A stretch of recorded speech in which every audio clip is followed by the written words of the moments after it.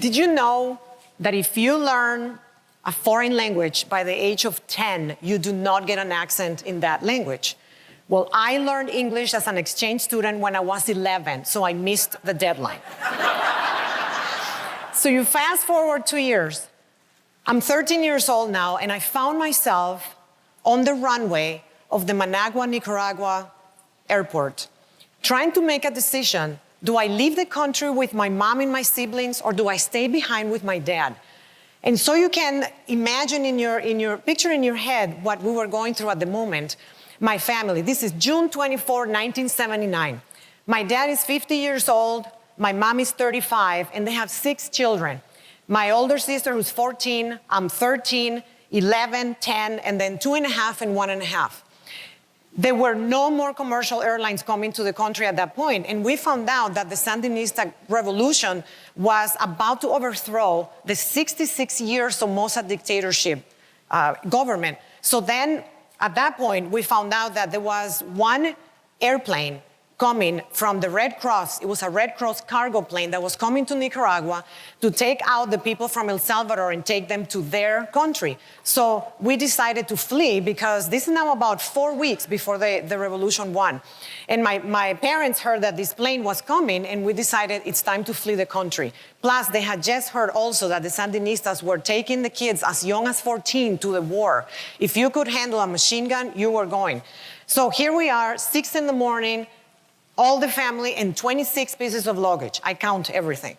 So then the pilot comes and tells my dad, okay, what are you doing here? And he said, well, we want to go on the plane. And he said, no, this is only for people from El Salvador, and you're not from there. So, and then the pilot gets busy. At that time, my dad starts sneaking in all the suitcases in the plane. It's a cargo plane, there's no seats, so you have to imagine that.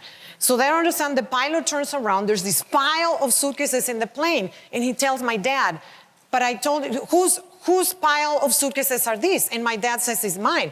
I told you there is no room for your family. So my dad says, okay, I'll make you a deal. I'll exchange suitcases. I'll stay behind for my wife and my kids.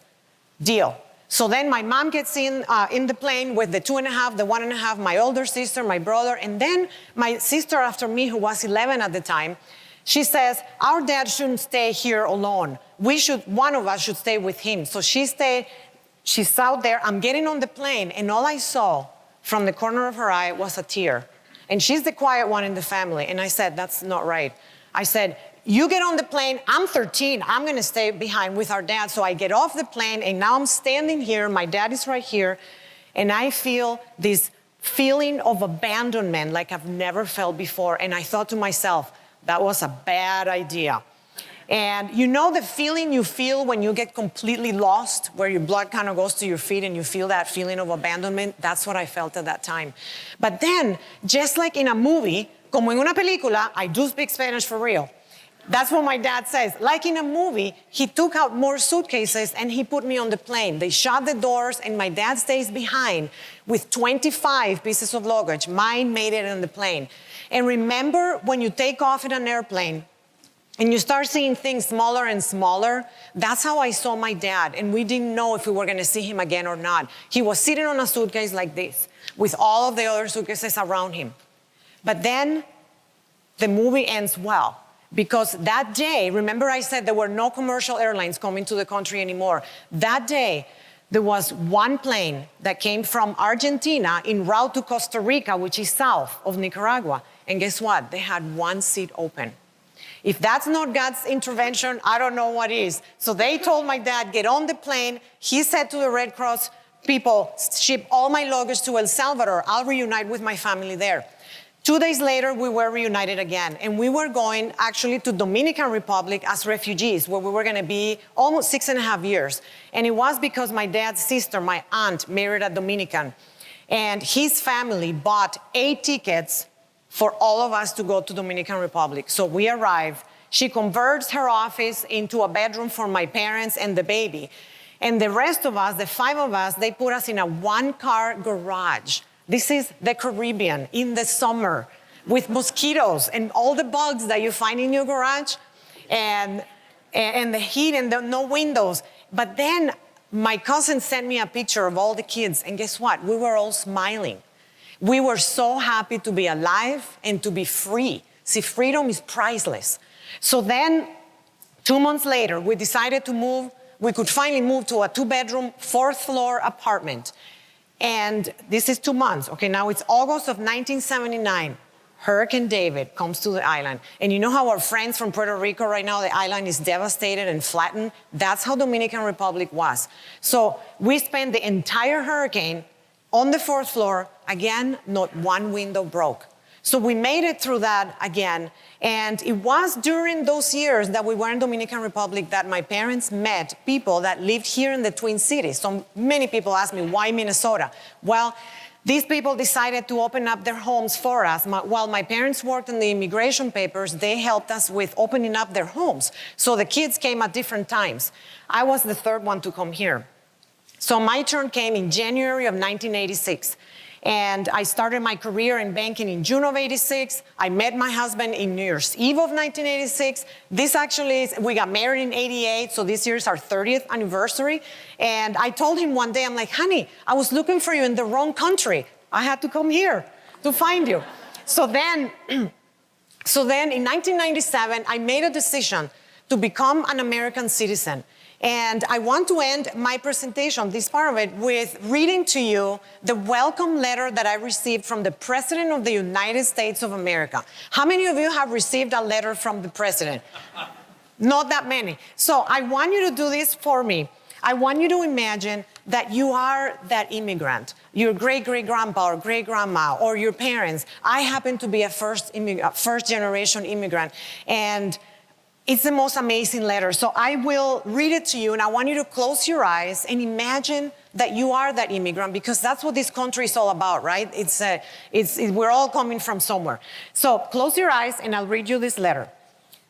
Dear fellow American, I want to congratulate you on reaching the impressive milestone of becoming a citizen of our great nation.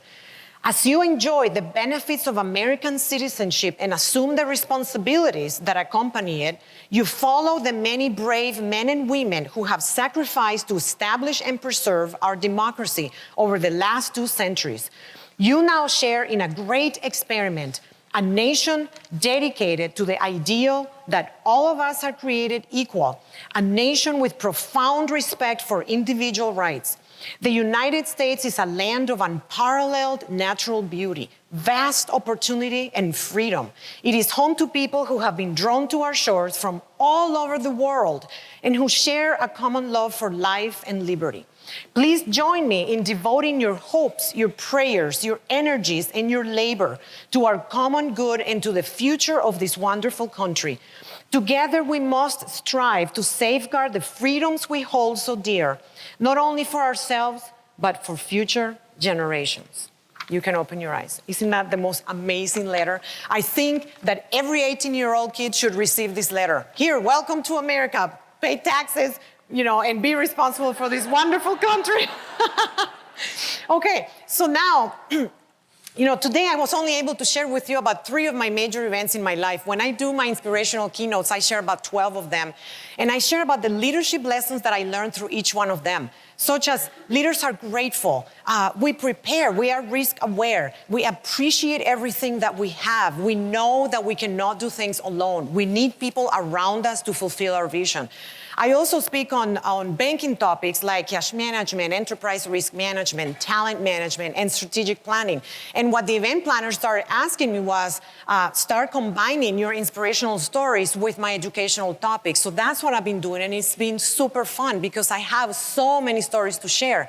So today, I hope that you got a taste of my mission when I speak, which is to inspire and educate my audience. And today, I want to leave you with one question. What is your American dream?